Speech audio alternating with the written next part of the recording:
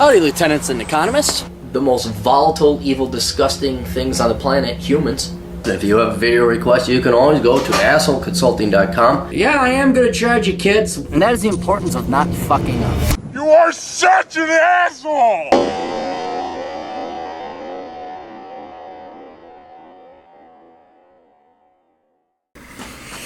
Romans, Carthaginians, Portlandiers, lend me your ears. But more importantly, boys, lend me your ears. All right.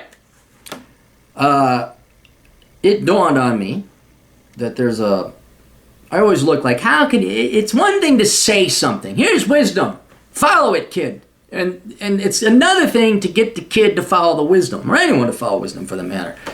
Don't stick your dick in a pencil sharpener. Hey, you guys will run up. You don't think, why? Did Aaron have the experience before? Does he know this path? What happens? No, I'm more curious. And you're more likely to do it because someone tells you not to do it, ignoring the reason that there might be somebody older and wiser telling you not to do it for a darn good reason.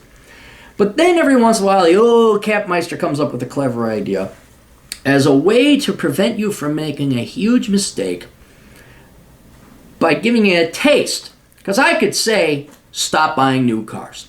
I could point out how buying new cars is, over the long haul, even worse than student loan. You will spend more money. The average American spends more money on cars than they do their college ed. Even today, by today's, I know baby boomers, why can't you kids afford college? You know, it's like, well, because college isn't $200 a year, Grandpa. It's not 1963 anymore. But today, like the money you spend on a college degree today is like a third to a half of what the average person is going to spend on cars. If you take all the money the average person is going to spend on cars, it's the equivalent to a house. And if you want to compare it again, if you simply don't buy new cars, you get decent used ones, you will save up, and based on my book, Poor Richard's Retirement, I did some calculations, you could save anywhere between 2/3 to 75% of the money required for a full and happy retirement. Cars is probably the most expensive thing Americans will spend their money on over the course of their lives. Of course, though, that depends. If you go to a pricey liberal arts college and you get a doctorate and some worthless fluffy bunnies degree, you will spend more. You'll spend $300,000. If you get, wifey poo, I need a place where there's good schools. I need good schools.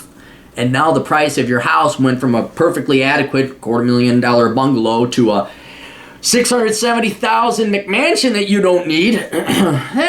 Then cars are not the most pricey thing that you're going to spend. But on average, there's nothing really the average person spends more money on over the course of their life, that's the key thing, than cars. So what drives people to buy cars? Because the old Capmeister, I've never bought a new car. I know it's the stupidest thing. I've always looked at cars as transportation. But the old captain knows why you Americans, and especially you boys, buy fancy cars. Prestige. About 70% of the price of cars today are not transportation. You can get transportation for 30% what you're currently spending on cars today. 70% of it is prestige. You got to have the new McMansion. You got to have that dude bro sports car. All you dude bros with your degrees in marketing, you think you're fooling people with that 3 Series BMW that's 4 to 5 years old and constantly needs repairs. You're not fooling anyone. Your leased Mercedes, if you're an older, more polished gentleman, we get Mercedes. I saw it on when I worked in banking. None of you own it. You're all leasing it because you can't afford it. That is prestige. That's bragging rights. That's keeping up with the Joneses. That's not transportation. I got transportation. I had a Kia Rio 2008. Put about 150,000 miles on it. Bought it for $3,500 when it had about 35, 36, it was like 30 or 40. It was like 4,000, 40,000 miles, something like that. I paid $500 for my Chevy Caprice Classic, put 80,000 miles on that. Very little repairs, actually, too. You could get transportation dirt cheap. All of you, though, will sacrifice a house, a college education, or a full retirement, an equivalent, on prestige. That's prestige. And so I try to figure out, how do you fight prestige? It's all in human nature. You guys want to brag to your friends, and you brag with the crappiest of, we got a new Buick Rendezvous SUV. It's like, who the hell? Well, it has automatic seats, and it has a little backup camera. I got myself a Chevy Escalade, no, Cadillac Escalade. I got, always got those long things. That way I got a big dick. How do I fight that prestige? Well, you don't fight human nature, right? You don't. And especially for you boys, it's not even so much prestige, it's you want to get the girls. That's it. And for whatever reason, you think that having a fancy car is going to get you girls. And at a Darwinistic level, that display of wealth might. Yeah, it'll get you gold diggers. Funny story I'll tell you on the side. This is when the captain was your age. Captain was in his 20s. I had a buddy of mine who was a baby boomer friend. And he was in his early 50s. And there's this bar, what's it called? Redstone. It's over in Eden Prairie. And this is where all the old divorce farts went to pick up some gray trim. Okay? They get the gray pubes over there. And what the baby boomer guys would do is, think about this. Where do you put your car keys if you're not driving it? Put them in your pockets. You know what these baby boomer old farts with the gray pubes would do?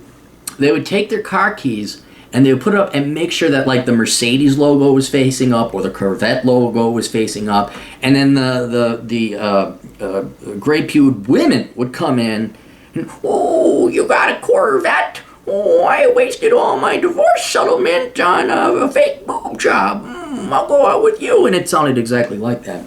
But that's what they did. To display this wealth, to get trim, to get women. Right? Now, I think the generations have changed a little bit. Yes, you're going to get a gold digger. Yes, they're still out there. These are not the type of girls you want. But you boys still think, oh, you got to get the girls. And I also think you want a badass car because that's what I want. Okay, all right. Let the old captain help you. You need to rent a Ferrari. Why does everybody need to rent? Everybody should go rent a Ferrari or a Lamborghini or whatever your favorite sports car. Go rent it.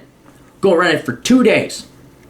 And it will cost you anywhere between $1,000 to $2,000. Fly out to Vegas. This is totally worth the money. You know how frugal I am. Cheap old man Clary. I'm very frugal. I am telling you that it is the probably one of the wisest investments you could ever make to fly to Vegas this weekend, rent a Ferrari, rent a Lamborghini, drive it around for 2 days. Because let's say it's $1,000 flight because we're late. You're booking it this weekend or next weekend. Let's say it's $1,000 round trip, hotel, $2,000 rental for 2 days. That's $3,000. That is going to be that $3,000 is going to be the best, well, not the best, some of the best money you ever invested, not spent. It's an investment, and here's the reason why. Sports cars are all exterior. Huh? Sports cars are all exterior. Let me explain why. For example, the old captain got a crotch rocket. I had a Ninja 636. And in part I got it because it looked badass, and it went another reason it went really fast. It was really fun. It was really fun to drive through the Rocky Mountains. A lot of fun. But a lot of it was like, man, I'm going to look like a badass on this thing. And I did. Probably the most badass I ever looked was when I was driving through Wyoming. I had my AR-15 slung to my back. I'm in like my entire gear, and I just got my goggles on. I'm just hauling down. Oh, where was I going? Where's Tooth Reservoir? I was just out in the middle of nowhere, just and I was gonna go shoot my gun I probably looked like a badass. I look like a badass. But you don't see what a badass you look like. You don't see how cool you look. The reason why is that you are in the machine. I am on the motorcycle, and what I saw was basically a dashboard, a windscreen, and the road in front of me. It is an external experience that you cannot enjoy. Now, the performance is another thing that I admit you can enjoy. But my point is, whether it's a fancy motorcycle or it's a fancy car, if you sit in a sports car, it might have a cool dashboard, but you do not say, oh, this is a Ferrari, because your experience is internal to the cockpit. People outside, hey, there's a Ferrari, there's a Lamborghini, there's a whatever the hell old fart men rent. It's like some boxy looking Mercedes. It looks like it goes off-road in the African Serengeti. people look at that and say, oh, that's that car. But to the experience of the driver, it essentially is nothing more than another car. You're in a seat, there's a steering wheel, I'm sure there's some nice gadgets and buttons, but it still is just driving the car. You don't see yourself in it. So when you think about this, you don't get to experience seeing the work of art, seeing the coolness. Admittedly, there's some performance that you can perform, you can drive around, but it's other people that see it. You, after about 2 hours, will no longer be enthralled with driving the car, driving the vehicle, driving the motorcycle, because okay, this is it. Although now the paddle shifters they got on Ferraris. So you lose that prestige, that feel unto yourself. Now you may gain social prestige, people may, that may happen, but your experience riding the car will quickly taper off, and it'll be no more than getting in a car. The second reason I want you to go out and rent a Ferrari or a Lamborghini or your dream car, and we did this. I did this in Vegas one time. It was the GF's birthday. Her favorite car was a Ferrari. Never drove it. Think about that. Most people haven't. I want to drive. I'm like, okay, got it. Boom, 2 days, $1,000. I got a deal. We're driving around. And we drove around in the Ferrari for 2 days. And we could not wait to return it. You want to know why? Because while on the exterior it looks like could be $1 million car. It is $1 million. The driving experience is a pain in the ass. The seats are not comfortable. It's very loud. The engine is in the back and it's right there. There are so many, there's overkill on bells and whistles. I'm sure they all serve some function. The paddle shifters are completely worthless. I don't know how to do it without a clutch. I need a clutch. There's no standard transmission. It's now the speed shifters. And yes, there is heat in it. And it handled not so great. You say, what? A Ferrari doesn't have... You need to be on a racetrack. These vehicles are meant to be raced. They are not meant to be driven around on regular roads, pimping it out to your friends, going to nightclubs, thinking that you're cool. They are meant to be on a racetrack going 150 miles an hour. That's what they are for. And if you do that, you are wearing a helmet and earplugs because the engine is so freaking loud. Half the time I thought the thing was breaking because it was making all this noise. I'm like, what is it doing? And I talked to a guy who actually owns it. I said, is this it? He's like, oh yeah, they just make horrible noise. I'm like, oh, okay. So by the time the 2 days were up, I was so happy to get back into my Chevy Silverado. You want to know why? 2 main reasons. My seats were way comfier, and then it was quiet. It was a much more enjoyable ride. And the whole point is the reason why I want you all, like this year, if you want, hey, winter time, fly out to Vegas. Are you in a large enough town where there's a dude bro setup where they rent out the Ferraris? Go rent it. Rent it for a day. Rent it for 2. And what that will do is it will kill your desire to have a fancy sports car that you thought you wanted. You won't need the BMW. You won't need the Mercedes. Because you will have sampled it to the point you know, oh, I don't want that. You will have that experience to realize it's not what you think it's going to be, and it will kill any desire you have to get a brand new car with the bells and the whistles. You say, you know what, I just want a nice, quiet, reliable car that provides me cheap transportation. And then you're in Cappy World.